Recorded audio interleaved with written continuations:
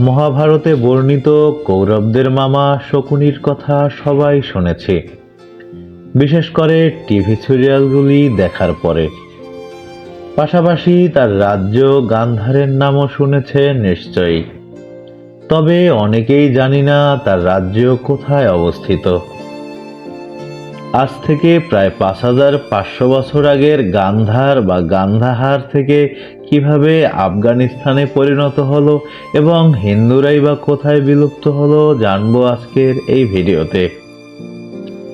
মোটামুটিভাবে 2000 থেকে 1500 খ্রিস্টপূর্বাব্দের মধ্যে বর্তমান আফগানিস্তানের পূর্বাঞ্চলে ইন্দো আর্য আদিবাসীরা হিন্দু ধর্মের অনুসারী ছিল। এর মধ্যে উল্লেখযোগ্য ছিল গান্ধারী ও কম্বোজ। পাশাই এবং নুরিস্তানিরা এই ইন্দো আর্য বৈদিক লোকদের বর্তমান উদাহরণ। আফগানিস্তান 330 খ্রিস্টপূর্বাব্দে আলেকজান্ডার দ্য গ্রেট এবং তার গ্রিক সেনাবাহিনীর আগমনের আগে প্রাচীন আচেমেনিডদের দ্বারা অধ্যুষিত ছিল। 3 বছর পর আলেকজান্ডারের চলে যাওয়ার পর এটি সেলুসিড সাম্রাজ্যের অংশ হয়ে ওঠে। 305 খ্রিস্টপূর্বাব্দে সেলুসিড এবং মৌর্য যুদ্ধের ফলে সেলুসিড সাম্রাজ্য হিন্দুকুশের দক্ষিণের রাজা চন্দ্রগুপ্ত মৌর্য এর কাছে নিয়ন্ত্রণ হারায়। আলেকজান্ডার এগুলি আরিয়ানদের কাছ থেকে কেড়ে নিয়েছিলেন এবং নিজের বসতি স্থাপন করেছিলেন, কিন্তু সেকুলাস নিকেটের আত্মবিবাহের শর্তে এবং 500 হাতির বিনিময়ে চন্দ্রগুপ্তকে দিয়েছিলেন। আফগানিস্তানে ইসলামিক বিজয়ের আগে অঞ্চলটি ছিল জরথুরাষ্ট্রবাদ, জুনবিল, হিন্দু এবং বৌদ্ধ ধর্মের একটি ধর্মীয় পলল। এটি পারস্য, খালাস, তুর্কি এবং পশতুন সহ বিভিন্ন জনগোষ্ঠী বসবাস করত। হিন্দুকুশের দক্ষিণে অঞ্চলের কিছু অংশ জুনবিলদের দ্বারা শাসিত ছিল।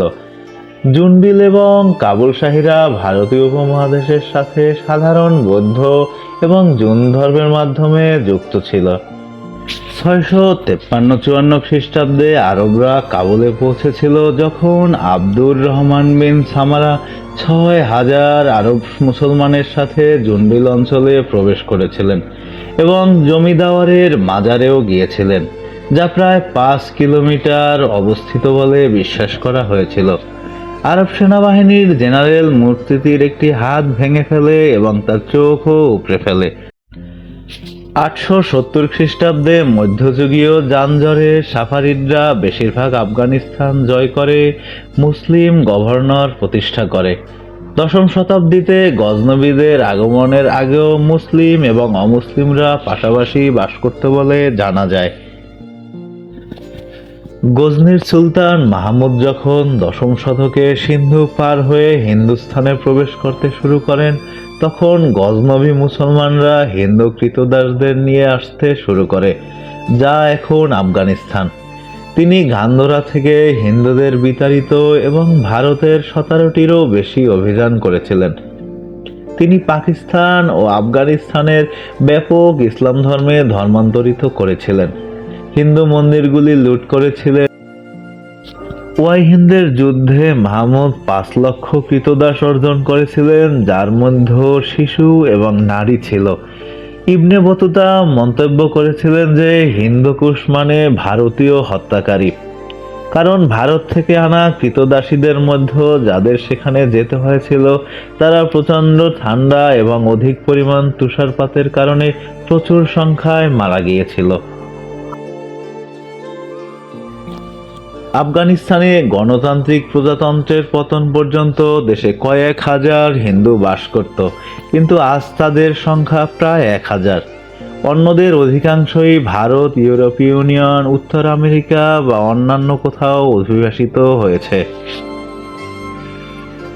তালেবান 1996 থেকে 2001 সালের শেষের দিকের শাসনামলে হিন্দুদের অমুসলিম হিসেবে নিজেদের পরিচয় দিতে জনসম্মুখে হলুদ ব্যাজ পরতে বাধ্য করেছিল এবং হিন্দু নারীদের বোরকা পরতে বাধ্য করা হয়েছিল। এটি ছিল তালেবানের অ-ইসলামিক এবং মূর্তি পূজারী সম্প্রদায়গুলোকে ইসলামিক সম্প্রদায় থেকে আলাদা করার পরিকল্পনার অংশ। জুলাই 2013 সালে আফগান সংসদ সংখ্যালঘু গোষ্ঠীর জন্য আসন সংরক্ষণ করতে অস্বীকার করে, কারণ উল্লেখিতদের জন্য আসন সংরক্ষণের একটি বিল তার বিপক্ষে ভোট দেওয়া হয়েছিল।